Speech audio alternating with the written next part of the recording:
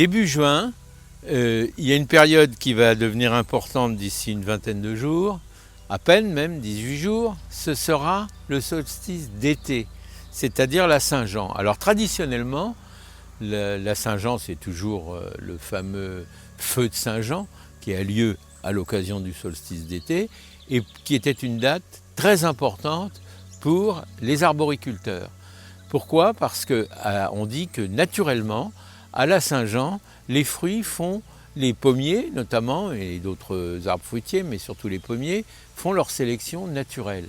C'est-à-dire qu'ils ont, comme ici, je vais vous montrer, vous voyez, ici on a affaire à des pommiers qui sont mis à fruit, mais qui sont des petites pommes malgré tout, et qui sont un petit peu trop rapprochées. Donc théoriquement, si on ne fait rien, une sélection va se faire, et des fruits comme celui-là risquent de disparaître. Mais s'ils ne disparaissent pas, on va les y aider. C'est-à-dire qu'on va commencer, nous, par supprimer tous ces fruits. Alors bien sûr, ça fait un peu mal au cœur, on se dit « Ah, il n'y a pas beaucoup de fruits, on va les couper ». Oui, on va les couper, mais pourquoi on va les couper? Parce qu'il faut absolument les laisser se développer. Donc un fruit, on dit tous les 15 cm, ça suffit. Là, c'est beaucoup trop rapproché, donc on va le faire. Alors, si on ne le fait pas, on aura quand même des pommes, mais on aura une multitude de petits fruits. Alors ici pourquoi on a une fructification qui est importante? Alors, je le rappelle, au début, à la fin de l'hiver, avant même que les dards et les boursonnes, c'est-à-dire tous les bourgeons à fruits et à fleurs qui se sont développés, on a fait ce qu'on appelle la courbure. Donc j'avais fait en sorte, si vous vous souvenez, on avait fait une vidéo là-dessus, que les fruits soient courbés comme ça. Donc dans la courbure, eh ben, ça a permis l'émission de beaucoup de bourgeons à fruits. Et donc voilà, on en est là. Alors là, mais là, on en a un peu trop. Donc comme on en a trop, il faut bien faire un choix. Et on va. Alors, si vous avez une utilisation pour ces fruits-là, vous pouvez essayer de les mettre en bocaux. Mais bon, nous, c'est pas ce qu'on va faire. Mais on va laisser en sorte que nos fruits puissent se développer. Alors on aura moins de fruits, mais ils seront plus beaux. Et si on ne le fait pas, dites-vous bien qu'on aura une multitude de fruits. Ça, c'est vrai, des petits. Alors ça peut vous convenir. Mais le risque, c'est que l'an prochain, si vous ne le faites pas, l'an prochain, vous pouvez ne pas avoir de fruits du tout. Ici, il y en a deux, mais celui-là, il est très faible, alors on va pas, ça sert à rien, hein, vous voyez, il est un petit peu mou. Hein. Pourquoi? Parce qu'apparemment, si on regarde bien, il doit y avoir, voilà, vous voyez ce qu'il y a à l'intérieur? Voilà, et bien écoutez, c'est ça qu'il faut qu'on évite, hein. Mais ça, on le voit tout de suite. Hein. Donc voilà, ici on a les fruits, ben, on va continuer à les couper. Alors, comme on a le sécateur en main, on va en profiter pour les gourmands, vous voyez. Parce que ça, on a des repousses qui poussent sur les côtés, dont on n'a pas besoin, mais pas besoin du tout. Donc, et souvent ça part sous la greffe en plus. Donc c'est pas ça. Alors, la variété qui est ici, vous voyez, je vous l'ai montré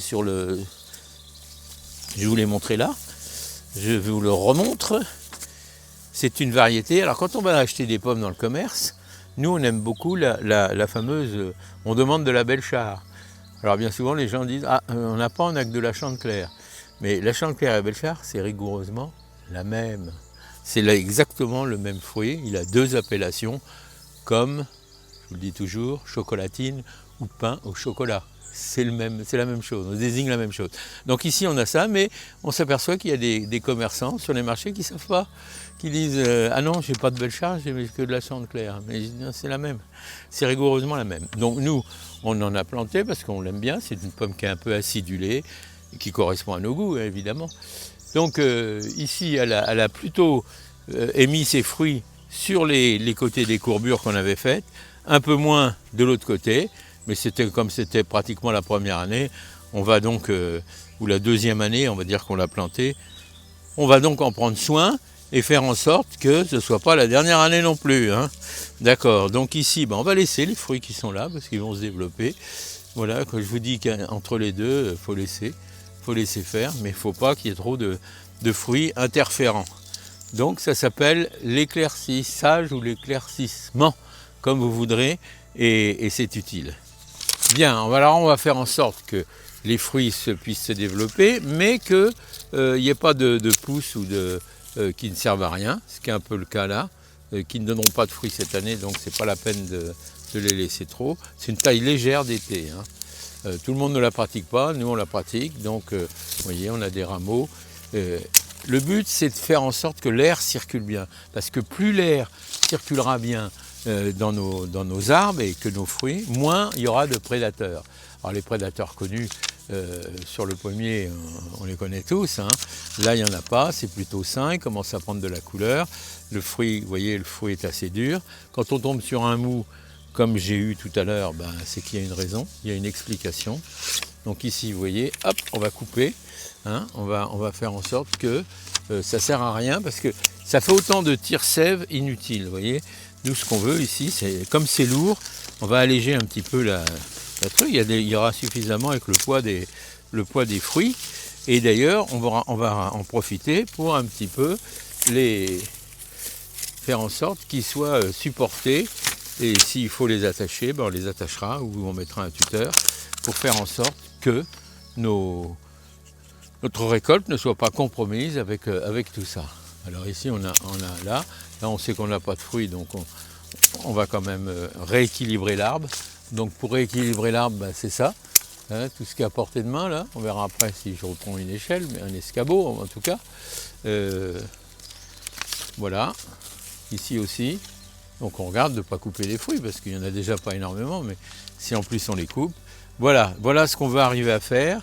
Ici on a une branche un peu suspecte. Pourquoi je dis qu'elle est suspecte? Parce que regardez, vous voyez, on commence à avoir des traces ici. Alors soit on a affaire à un ornithorynque, plus connu sous le nom de charançon, qui vient s'attaquer à ça, ou pas, mais en tout cas ça ne sert à rien, ce sont des branches inutiles. Donc vous voyez, on a aussi quelques attaques cryptogamiques, là c'est de la rouille, donc ça ne sert à rien de laisser se développer ça. Bon, c'est bon pour la vigueur de l'arbre, mais il est assez vigoureux maintenant. Donc hop, on va couper un peu les branches. Vous voyez, on a de la rouille là.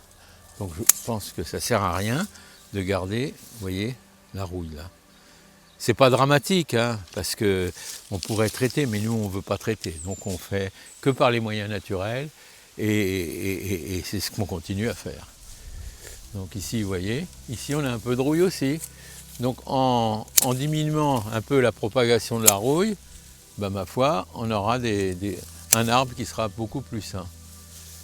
Et voilà, alors donc on en profite quand même, si on a des branches qui sont déjà un petit peu,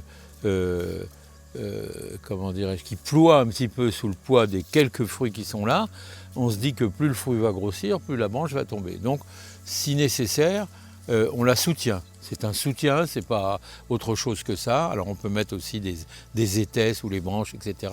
Mais enfin bon, là on met une branche qui fait que la branche ne va pas tomber comme ça et risquer de se casser avec le vent, etc. Donc ici, on fait comme ça. C'est une solution de fortune, mais qui en tout cas est efficace. Alors bon, ici on a vu un petit peu l'ensemble des choses qu'on voulait voir. Si vous voyez les fourmis, ça c'est quelque chose d'important. Dites-vous bien que la fourmi par elle-même n'est pas spécialement dangereuse, même si elle n'est pas très esthétique, si par ailleurs elle est intéressante par rapport à son cycle de vie, hein. Mais les fourmis viennent souvent quand il y a des pucerons. Si vous voyez des pucerons, vous dites, je vais traiter, je vais prendre un produit plus ou moins... Mais si vous prenez un produit chimique, comme on trouve beaucoup dans le commerce, vous dites, je vais badigeonner, je vais traiter, et puis mes fourmis, mes pucerons, ils vont disparaître. Oui, ils vont disparaître peut-être. En fait, ce que vous allez faire, sans vous en rendre compte, vous allez en faire mourir, ça c'est vrai, hein, mais vous allez vacciner les autres. Ça veut dire que les autres vont devenir de plus en plus résistants aux produits chimiques.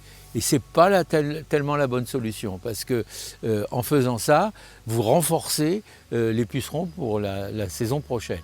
Donc il faut regarder s'il y a des fourmis. Alors la fourmi, où je veux en venir, la fourmi, avant vous, elle a vu qu'il y avait des pucerons. Parce que quand le puceron il pique comme ça, il fait ce qu'on appelle un miella le long de la tige. Hein, vous voyez, il pompe la sève et il rejette un peu et ça vous fait une petite crème sur les là j'en ai pas à vous montrer, mais vous voyez très bien ce que c'est. Et les fourmis qui ont compris le système et qui raffolent du miella, elles viennent pour le prendre, évidemment, c'est pour ça qu'elles montent du sol en colonie pour récupérer le miella, mais elles veulent aussi, en même temps, elles veulent protéger leur garde-manger, c'est-à-dire les fourmis. Les fourmis protègent les pucerons. Elles font une carapace, elles couvrent les pucerons de leur corps, et elles font voilà, on voit plein de fourmis, mais en dessous, il y a des pucerons. Et ils se disent, il ne faut pas qu'on les détruise ou que quelqu'un les prenne, puisque c'est notre alimentation à nous, c'est ce qu'on raffole. Et après, ils emmènent ce miel-là dans leur nid, à la reine, qui consomme et qui se régale, puisque, c'est bien connu, c'est toujours les rois et les reines qui ont les meilleurs, qui sont les mieux nourris. Hein. Donc ça, c'est le premier point. Alors, comment on pourrait lutter contre ça? On peut lutter contre ça. Il faut faire un mélange de sucre cristal, je n'ai pas dit de sucre en poudre, hein, sucre cristal et bicarbonate de soude, à part égale, 50-50%, vous mélangez dans un truc et vous le mettez. Donc les fourmis vont le prendre pour du miella et vont l'emmener dans leur nid. Et là, quand ils vont manger ça, ou que la reine va manger ça, malheureusement, elle va mal le digérer, elle risque même d'en mourir. Hein. Soyez pas tristes, mais c'est comme ça que ça se passe. Hein. Donc, elles sont malines, on essaie d'être plus malines qu'eux. Nous, ce qu'on veut, c'est protéger nos fruits, on ne veut rien d'autre. Hein. Donc, voilà l'histoire de la fourmi et du puceron, que Jean de La Fontaine n'avait pas pensé nous expliquer. Donc, moi, je vous l'explique. Hein. Alors, voilà ce qu'on peut faire, voilà à quoi il faut être vigilant. Bon, j'espère que c'est clair. Si ça ne l'était pas, vous le savez, vous me posez les questions au bas du site, dans les commentaires, et puis j'essaierai de vous y répondre le plus clairement possible. En attendant, je vous souhaite une superbe récolte de Belchar ou d'autres variétés, bien sûr. Hein. En tout cas, voilà pour l'histoire des pommiers et des fourmis. Voilà, donc on a bien rééquilibré notre arbre tout autour, il a à peu près une forme correcte, il ne part pas dans tous les sens. Alors quel est l'intérêt de ça? Après, les autres années, il faudra garder la hauteur pour pas qu'il monte trop haut. Pourquoi? Mais tout simplement parce que nous ne souhaitons pas appeler les pompiers et leurs grains d'échelle pour la récolte des pommes. Hein. Donc on fait en sorte que notre arbre reste avec des dimensions acceptables et qu'on puisse les atteindre éventuellement avec un escabeau. Mais pas la peine de le laisser filer en hauteur. Voilà, ici on va laisser faire et puis je reviendrai vers vous pour la récolte. On a quelques chenilles aussi, vous voyez, ça c'est le boulot des chenilles. Donc le problème c'est qu'on ne les voit pas dans la journée, ça redescend au sol, ça remonte. Donc pour les choper, il faut venir tard le soir ou la nuit avec une lampe électrique ou le matin, puisqu'elle fuit l'obscurité. Donc voilà, on reviendra sur ce sujet parce qu'il y a encore plein de choses à dire, mais pour aujourd'hui, on va vous laisser respirer. Hein. Alors, je vous dis à bientôt mes amis.